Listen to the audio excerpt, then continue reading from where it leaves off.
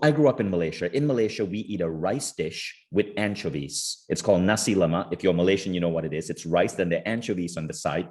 And my aunt said, well, if you eat meat, if you eat a cow, in your next life, you will be a cow and someone will eat you. So I pointed to the dish I was eating and I'm like, okay, there are 10 anchovies here on this plate. Are you saying that in my next life, I will become each and every one of these tiny fishes? And my aunt couldn't answer that. And I, as a 6-year-old, thought I was really smart.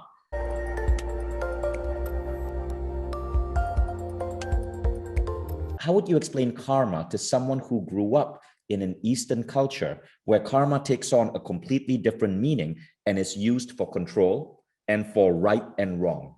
First of all, the word karma is a Sanskrit word. It means action. There's laws that are governing action. We are mostly familiar with the saying that every action has a reaction. What goes around comes around. Things you do come back to you. And we all understand that if you plant a cabbage, you expect a cabbage to grow. You don't plant a cabbage and then get a banana tree growing. So every action creates some opposite reaction. If you do activities that are considered auspicious, good, beneficial, then you get an auspicious, good, or beneficial result back. So the opposite is the same. Now, because these laws are beyond our control, the result is unclear when it will come. So sometimes you get instant karma.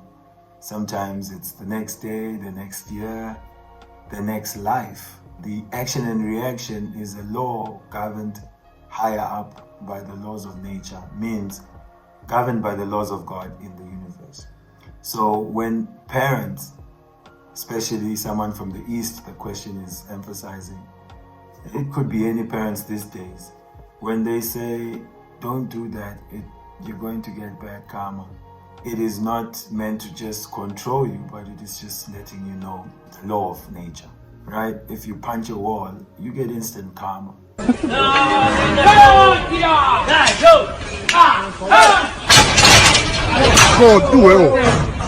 You feel the pain right back. You overeat and you may get constipated, you may get a tummy ache, you may get a runny belly, so many consequences.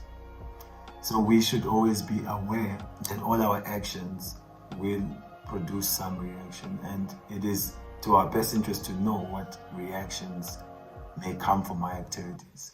So in the matter of the boy eating the fish and saying, will he have to come back as all these fish to be eaten again? Well, it may not be as he thinks, but the action of killing for the sake of enjoying the tongue is comparatively bad to killing and eating a plant. But human beings must eat. It said every living being is food for another. The human being is then tasked with the higher duty, and that is to purify his consciousness so that he is fit to understand supreme consciousness, to understand God who's beyond material consciousness. And as such, it is recommended in practically all the cultures that if you want good temperament, you want to get good control over your mind and senses, and you want to soften the heart by culturing compassion and love for other living beings, one should stay away from non-vegetarian foods. That means meat, fish, eggs, foods that are created from blood and semen. So higher than that, there is karma-free food. That means the food which is offerable to God. In the Bhagavad Gita, it's stated there by Krishna, Pacham Pushpam Palam Toyam Yome Bhakta Prayachati. So there Krishna is saying, offer me a leaf, a fruit, water, flower, with love, I'll accept it. So this principle is taught in the Bhakti tradition, that present such foods which are free from the violence of killing and spilling blood to Krishna with love, and then eat that food, then that food becomes karma free. It's been accepted by the Lord because the intention is love. And so the Lord consumes the love with which the food is offered. And even all our other activities, with our work, our relationship, our money, our time, these can be offered for the pleasure of God, and He will accept, and that action becomes purified. But all of it functions under the laws of God, and the laws of God are delineated in the scriptures and are exemplified by saintly persons who live by such scriptures. So karma, action and reaction, cause and effect, but it is a law which governs this material world. If you want to transcend material cause and effect, then you must include as the intention of your work the pleasure and satisfaction of God and His pure, liberated servants. Yes, I wanted to know that, we're talking about karma here. And karma is all about cause and effect.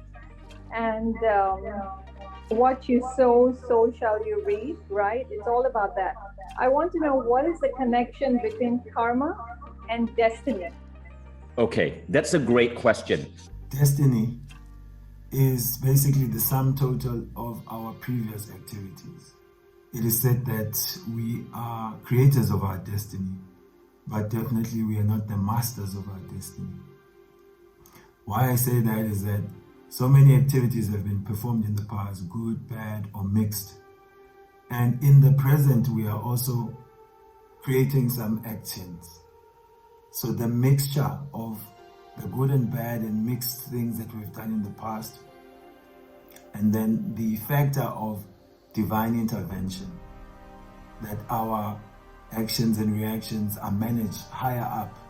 There's a divine hand in control of the laws of nature. God is there. So action, the hand of God, time. So the time also plays part in how our resultant actions unfold. And so the fruit of our previous activities, the time factor, God, who is in control of all laws, then give us the destiny. We are not masters of that destiny because we are not in charge of the time when the results of our previous activities will come, nor are we also in charge of the positive or negative impact of our previous activities.